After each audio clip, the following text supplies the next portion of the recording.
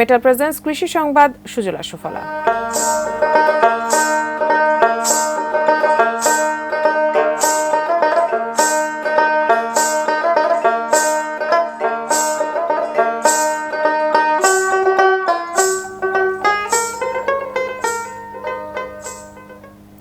দ্বিতীয় দফায় নাটোরের হালতি ও চলন বিলে রোপা আমনের চাষ শুরু হয়েছে। প্রথম দফার ক্ষতি কাটাতে সরকারের কাছে সরাসরি কৃষকের থেকে ধান কেনার দাবি জানিয়েছেন তারা। কৃষি বিভাগ জানায়, জেলায় এবার রোপা আমন ধান আবাদের লক্ষ্যমাত্রা ধরা হয়েছে ৭৫,১০০ হেক্টর জমিতে। মৌসুমের শুরুর বৃষ্টিতে ধানের চারা অনেকাংশেই নষ্ট হয়ে যায়, পরে তারা নতুন করে আবারও চাষ শুরু করেন। কৃষকরা জানান, আগেরবার খরার কারণে সেচ, সার ও কীটনাশক সহ বিঘা প্রতি তাদের খরচ পড়েছিল ১০ থেকে ১২,০০০ টাকা।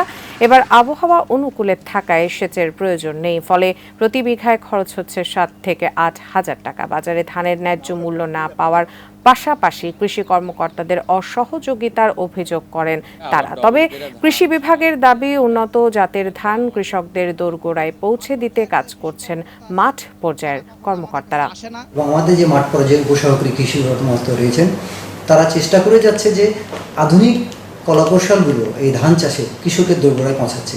আমার বিশ্বাস আমরা একটা সুন্দর ধান এবার কৃষকদের উপহার দিতে পারবো।